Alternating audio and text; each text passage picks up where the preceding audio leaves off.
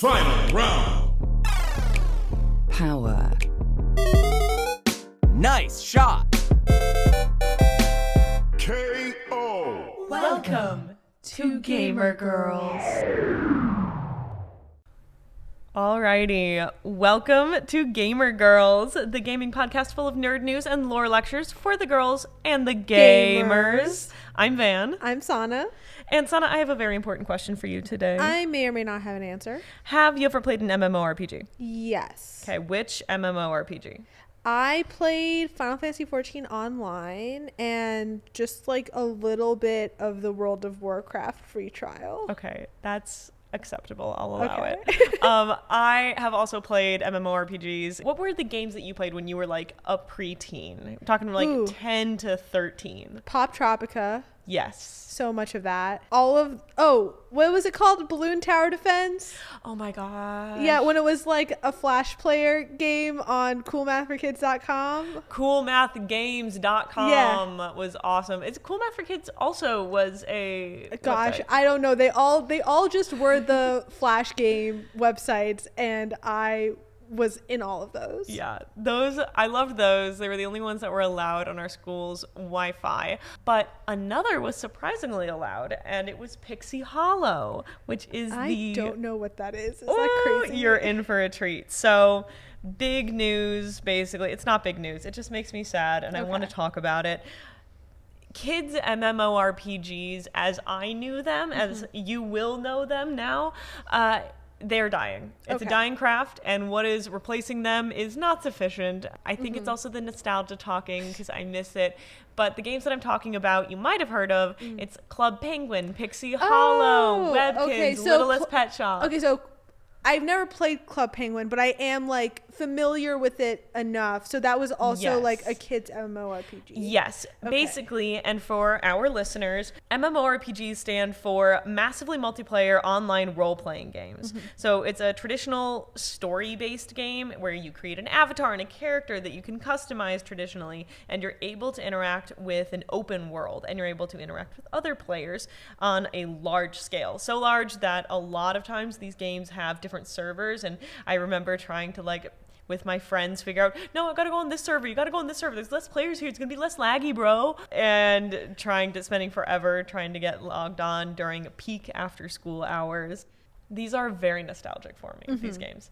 It's very much like I've got my iPod out, I'm FaceTiming my best friend, I've propped it up against a stack of books in the computer room, and we're playing until our parents yell at us to get off. But it was an awesome way to connect with my best friend at the time because she lived, an hour and a half from where we lived, and now she's out, across the country, and so I would still love to play Pixie Hollow with her. She's listening, Emma.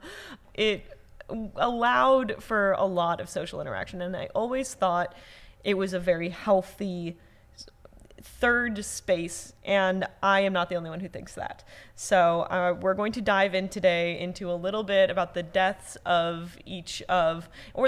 and evolution of each of the different nostalgic MMORPGs that at least I played. If I'm forgetting any, if I am, forgetting your favorite childhood MMORPG, I am sorry, and tell me what it is and I want to play it, or find a ripped version of it.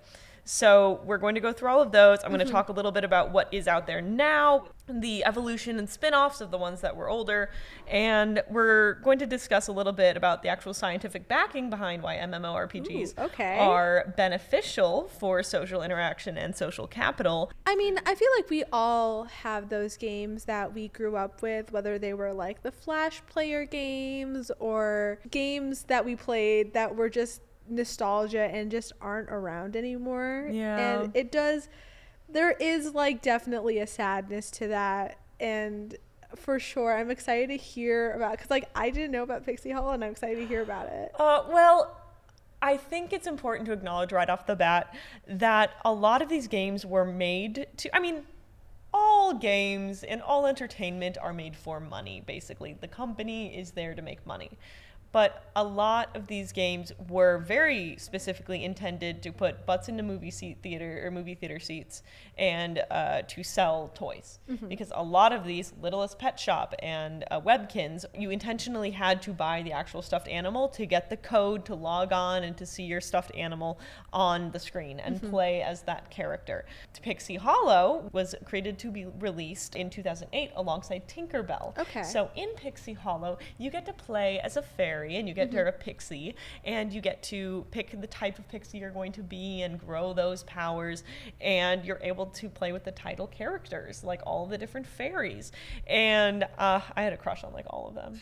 I never like watched any of the Tinkerbell spin-off stuff yeah. growing up, but I do vividly remember having like a puzzle of all of them. I was like, these are the prettiest. It's the character design. The character design is glitz. so. I was 5 and didn't know I was gay, but like for sure there were signs. Yes, there were. And I just also think it's great that, I don't know, we get something that was so fluffy and glitzy and glittery, and it's all about fashion and design. It reminds me of like the Bratz and Barbie doll games. So that was one of my favorites because we could, honestly, I'm all for breaking gender barriers and things like that, but it was fun to be super girly, and it was fun to have that little space to get really into it, because otherwise we were playing Minecraft, which has servers that act as MMORPGs, and you can text in like these massive servers that'll hold hundreds and hundreds and hundreds of people at once, and we always played them with our brothers.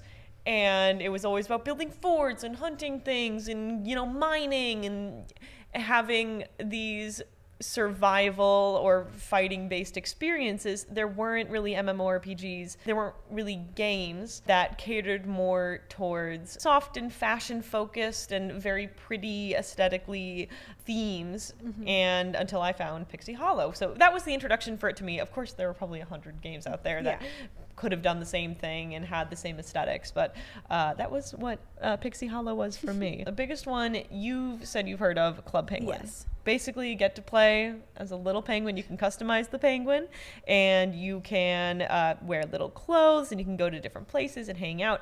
I was not really on Club Penguin as much. I had very limited screen time. So Pixie Hollow died in 2013, and the outrage online was massive. There was a massive community for Disney fans. There were a lot of very sad bloggers. So I'd like to read you just a little excerpt of a blogger. These were 13-year-olds on the internet. I'm not giving out these handle names or blog names, but this was a very popular WordPress blog. The owner of the blog writes, "I feel so empty right now. It literally feels like a part of me died when Pixie Hollow closed." Like a ghast-faced emoji. "I want to keep fighting, but I am so depressed right now. Maybe I just need some time away before moving forward. Maybe clear my head a bit. I can't lose hope that Disney might reconsider and reopen the Hollow once they read the petitions and emails." There were so many petitions and email chains, like the mass forwarded emails. And it was a bunch of 12 and 13-year-olds who didn't understand that Disney is a massive corporation that functions in a particular manner, makes business decisions in the way that they do. And they kind of thought, if you just send an email to enough people who weren't the Disney executives making this decision, they were sending these emails to each other. They really thought it could bring back Pixie Hollow. Sadly, Pixie Hollow closed just because Disney reprioritized other in-development works. That's their general statement, I think, whenever they close a project down. It just probably wasn't making them enough money, which is, as a business, a decision that you need to make for business's sake. But I think the people who make these games care about the actual users and their user experience. And they kind of went, I think, above and beyond in these earlier games where not everything was so obviously for money. But we'll get to that in a bit. So you mentioned that you know of Club Penguin. I didn't really play it too much. Club Penguin is actually another Disney property. I forgot about that. I did know that they bought it, Yeah, so they bought Club Penguin, and they actually killed it to make way for a mobile game. The mobile game also failed. I will I'll put the name on screen if you're watching this, because I did not have that in my notes. The game failed, and then both were defunded. Now both games are dead, so there's not even a live game. And that was closed in 2017, in March 2017. It was a massive cry on the internet. Interestingly enough, we saw in COVID a resurgence of the game. And there's a playable version now, which is so interesting, because I think a lot of people went back to their inner child during COVID and wanted to go back to those sort of simpler times after school, playing in the computer room on Club Penguin. There's still a massive fan base for Club Penguin, and I think it's all tied to the nostalgia. Did you return to a game at all in COVID?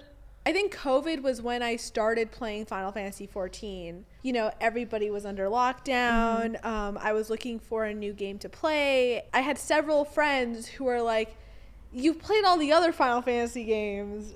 Play this one. Yeah. And I was like, but I hated the World of Warcraft free trial. Why would I like an MMORPG? I ended up really enjoying Final Fantasy XIV, but I definitely remember seeing, like, I think it was like even an older version of Club Penguin that they brought back, right? Yeah.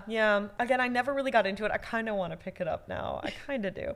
So those were more media-based MMORPGs to promote other media, to promote the company there. But they were like explicitly animal pet friend themed games, and that is Littlest Pet Shop and Webkinz. I remember Webkinz was all the rage when I was in like 4th grade. It was massive. Remember I begged my parents for that. They did not give in, but I certainly begged, because everybody else that I knew had one. Yeah. Wasn't it like a stuffed animal that you bought? Yep. Yeah. And you could scan the paw, I think. And the paw, yeah. And I really wanted, it wasn't even that cute. Like, I think if it was just like a stuffed animal at a store, like I wouldn't have bought it, but like I wanted one. And my parents were like, absolutely not. And rightfully so. I remember it being all the rage. Yeah, and I got a Littlest Pet Shop. I don't think I played too much on, and I remember specifically resenting. I don't think my parents got it for me. I think it was some gift from an extended family member, but I remember feeling genuine resentment as like a 3rd or 4th grader, like an 8 or 9 year old, because I didn't get the Webkinz. I got the Littlest Pet Shop, which is a knockoff Webkinz. It's not even real Webkinz. What are you doing if you don't have a Webkinz? I didn't know there was beef like that. I don't even know if there was beef like that. I just had that thought. You were just like, why didn't you get me the real thing? Yep, pretty much. No, I knew it was real from the get-go. I don't want brand names. As I say, as I wear an outfit where I did not pay more than $5 for each of these pieces. Back on track. So those were the animal-themed MMORPGs, and they were specifically made to like sell these pets. And you could go online and you could be that pet, and you can create your pet's home, and you can adventure. And if you buy different Webkinz and different Littlest Pet Shop toys, you can play as different pets. So it incentivizes the kids to beg their parents for more and more and more and more, which is a downside to these children's MMORPGs because they're always paired with a product, a service, and entertainment piece. I remember there being like, I mean, like in the early days of Club Penguin, like children's safety on the internet and like not exploiting children was one of like the big pillars of design for the original creators. Like, I think if I remember correctly, they didn't really have ads as much as they just had like an option to do a subscription version of the game. Yeah. As well, on top of the free one, as a way to fund and monetize the game. And there were also, I don't remember their names off the top of my head, but like other Flash-based games geared towards kids, but very much did not have advertisements, or like the advertisements on the website were like advertisements for like the fictional shops in the game or something. Yes. But like very much focusing on children's safety. And I think, and I imagine you have this as a part of your outline as well, but like how in recent years a lot of that has shifted to those regulations being less important. Yes. And although I didn't get actually too in depth about like children's entertainment regulations, because I do think that can be a whole separate video in itself, child safety and regulations. That is what I do remember, those memberships being pushed towards me constantly. And I gave in and bought certain things on Wizards 101. We'll get to that in a bit. That is a whole separate video in the works, I promise. Does that count as an MMORPG? Because there were you did play online with other people, right? Oh yeah, absolutely. And you used to have to buy different regions. Everyone could play for free. Everyone could play the beginning of the story. As soon as it got interesting, you had to buy all the different regions. Now it is a subscription service. But I remember spending my hard-earned iTunes gift cards to buy regions in Wizards 101. And I remember as well Pixie Hollow, like, oh, but the members get all this special little pretty crown. Members get to dye their stuff this pretty color. Or Club Penguin too. I think there was a members only club or space to exist in. Those were definitely pushed constantly. Wizards 101, it was a constant pop-up ad. Like, if you're a member, you can do this if you buy these regions. And then also, if you want gold pieces or coins or the bucks that they used in these games, whatever the currency was in these games, they would constantly be advertising, hey, did you know you can get 5,000? Yeah. When you were playing games for, tens of coins in the mini games. And as a kid, you don't necessarily correlate, oh, they're asking you to change real dollars into these fake dollars.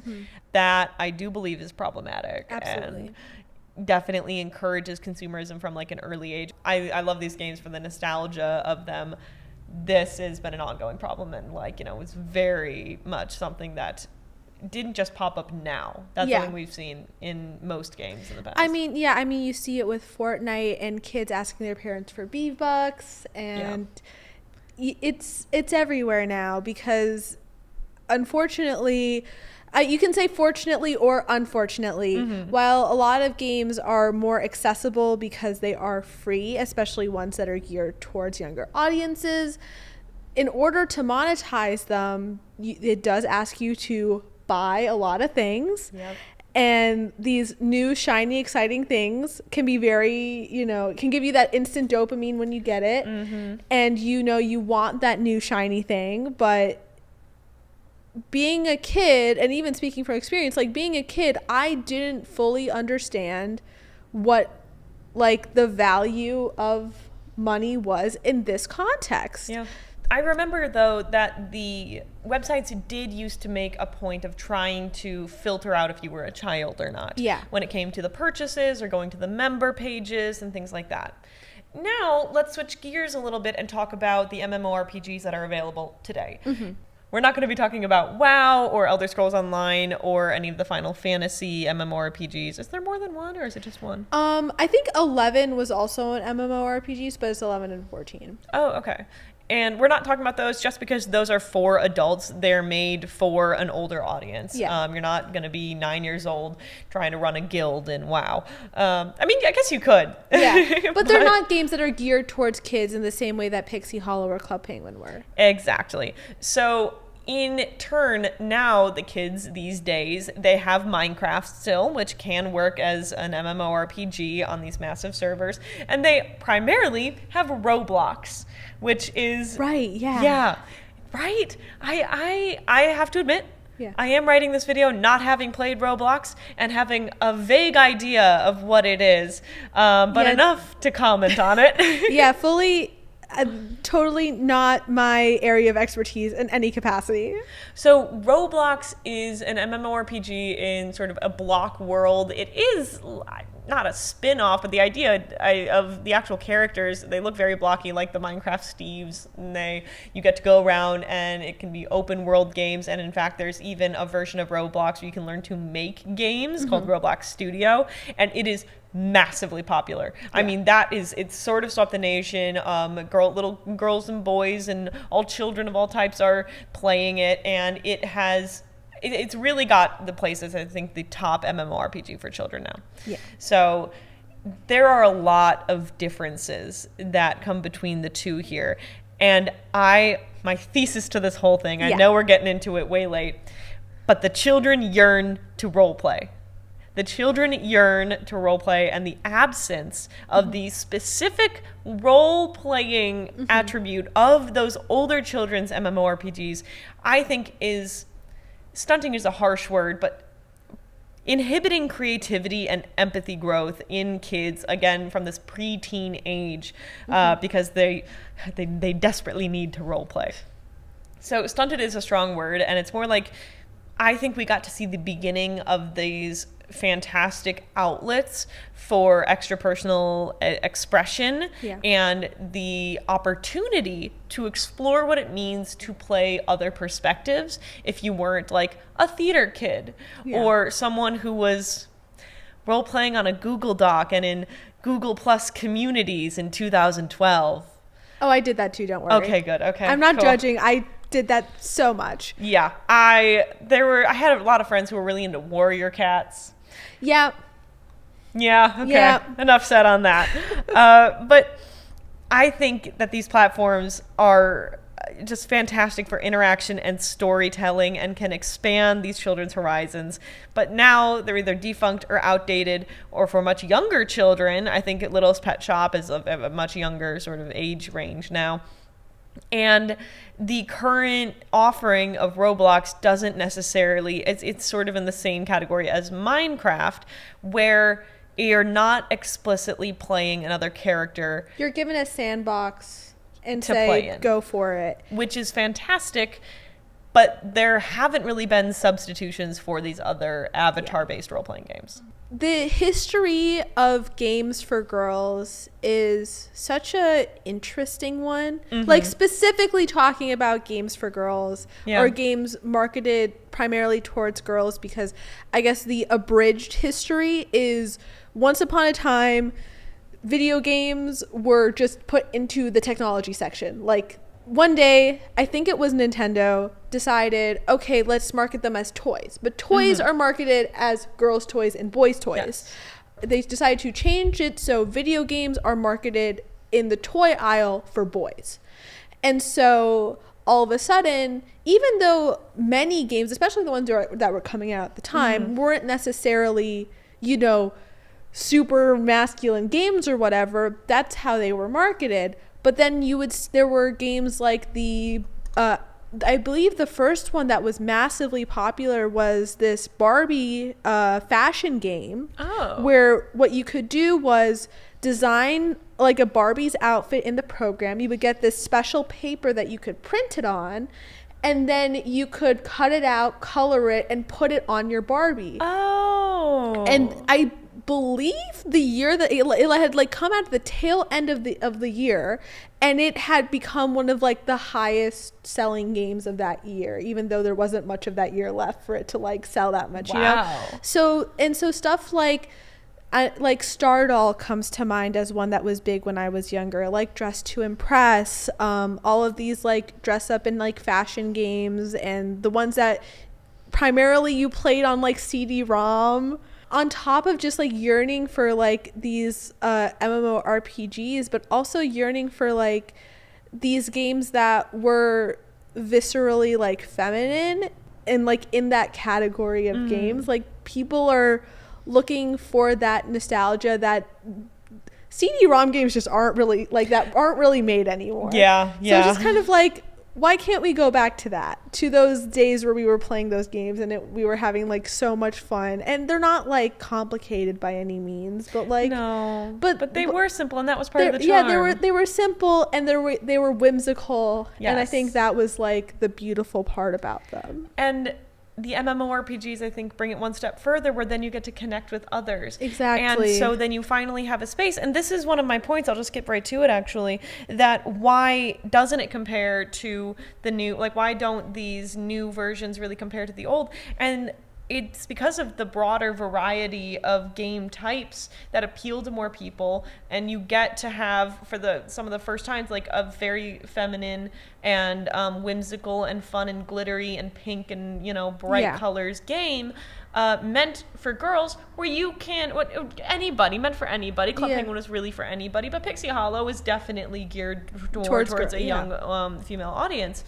And that was like the first time that really existed, where you get to do that and then connect with random girls from wherever, and you get to play games and you have your little screen friends. And it's in something that's definitely more geared towards your audience. So that is something that I think is missing, and we're starting to come back to it, but it also gives both any child the ability to role play.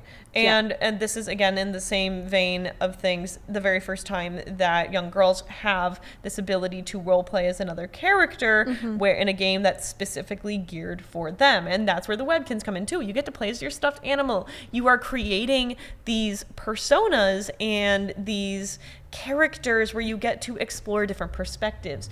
And Justin, having studied story in college and be really understanding that every story you tell comes from a part of yourself. Any good story is manufactured with real feelings and real backstories, and you get practice at that. You have to practice doing social things.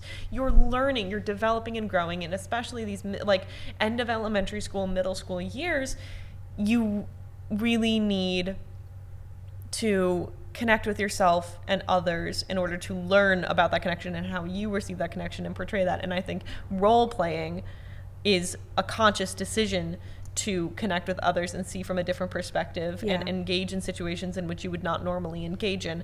And it grows those social understandings and awareness, and it creates a better community. And that is what I think is missing from a lot of MMORPGs these days. And we as adults get that in our grown-up MMORPGs. Yeah. But what are the little girls playing? That's hard to say because I don't have any little girl cousins. So they're all boys and they're all playing Fortnite. So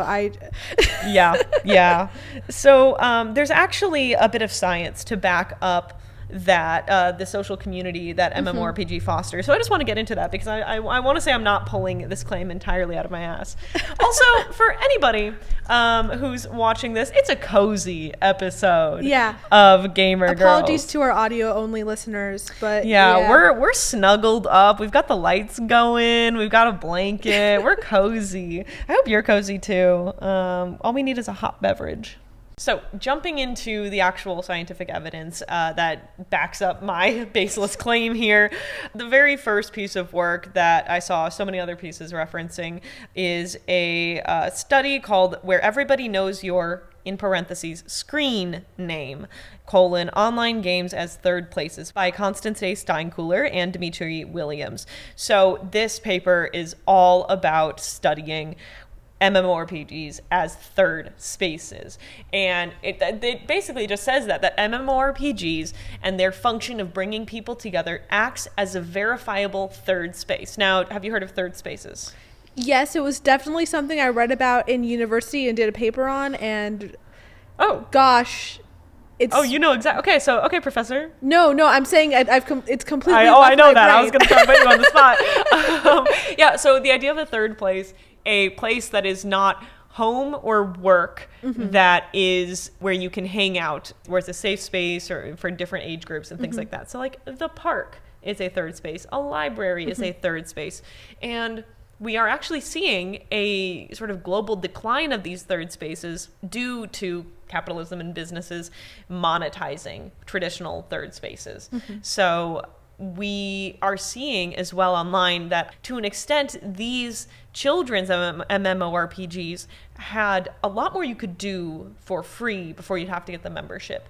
And you could still hang out. It didn't matter. You could hang out every single day on Pixie Hollow and you would never have to pay. But now a lot of these types of games have like, you can play for, a month or 60 days or something like that on the free version, and then eventually you have to convert.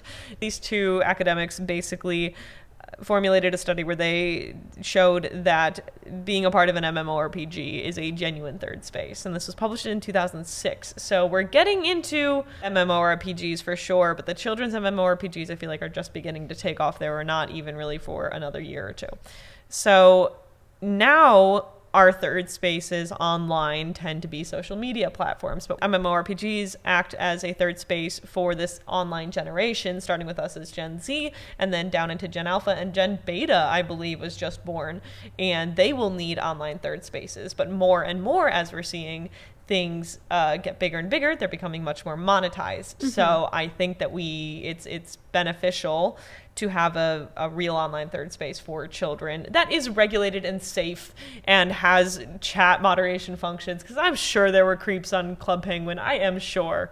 A couple other studies actually bounce off of this, and the next is the effects of collective MMORPG, massively multiplayer online role-playing games, play on gamers' online and offline social capital. And this was done by an academic at Sun Yat-sen University in China, and it found that frequent in-game social interactions and having enjoyable social experiences in MMORPG specifically, which this study was tailored to, is actually beneficial for these gamers' social networks in a virtual world. You are able to create genuine connection with people online to the point where it affects you and your mental health positively and beneficially.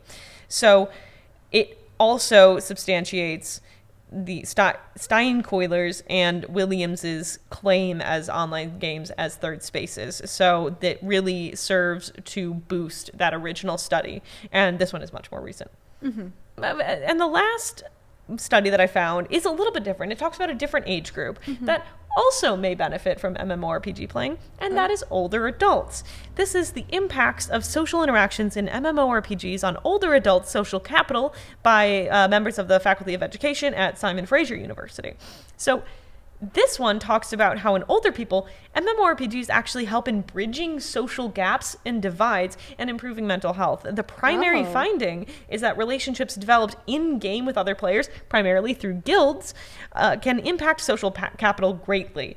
So that means it can really impact how these older adults engage in relationships about them in the real world. Interesting. And so playing MMORPGs provides older adults many opportunities to increase their social interactions, which oftentimes we hear a lot about the senior citizen loneliness epidemic. And enjoyment of the relationships in the game is the primary driving factor for these positive social changes. So it has a deep impact on older adults' social capital. And the social impact of MMORPGs on older adults is very dependent on the context of gameplay and enjoyment of these relationships. So they say that having close-knit groups like guilds in particular, if you have a positive experience with a guild, it can very much create a positive change in your own social capital and behavior. I see. So there are direct correlations there. And if we have MMORPGs for young people, why not have them for our older generations as well? Absolutely.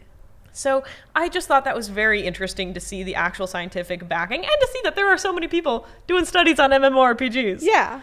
That is my academic understanding of children's MMORPGs. Now, I would like to just say this is a biased podcast episode. I know it's not just the games that I liked, and I realize, like, you know, they're probably glorified by nostalgia and by the fact that I didn't have a worldly awareness and things like that. I was just FaceTiming my friends in the computer room at night, and it was lovely.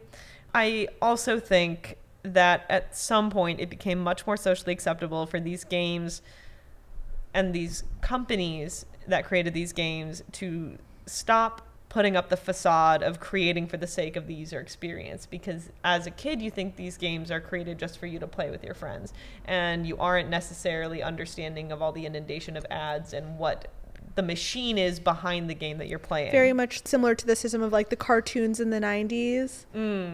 No, sorry, can you expand? Transformers. I think She-Ra was also one of them. Oh, to sell dolls and yeah, toys. exactly. Yes. That's exactly it with like Webkinz and Little Pet Yeah, Pet but Shop basically and like Polly they didn't Pocket. make the show and then it got so popular that they made toys. It was they made toys and they made the show to sell the toys. And that, I mean, we see that in TV as well and in games, and I think companies have stopped caring about the facade they put up in that instance. I think it's very obvious now, and you understand from the get-go this is made to sell. And I think the kids are catching on to it, and I think that is also, you know, sort of obstructing that ideal. So those are my concluding statements there. I still would play Pixie Hollow today if I could. maybe I wouldn't say that, but I am still playing Wizards 101, so keep an eye out for that video. Oh my god. Is it still good? Oh yeah, it's still going. It's a massive world. Like, you don't even know. It's huge. Truly, the amount of gameplay. No, I didn't say is it going. I said is it good? Oh, well. Are you having fun? I am having fun. That's what matters. That is what matters. Alrighty. Thank you for joining us here at Gaymer Girls. For this absolutely cozy episode. What a cozy episode. A little trip down memory lane. Yes. Thank you for joining me, Sana. And we will see you next time. All right. Bye. Bye.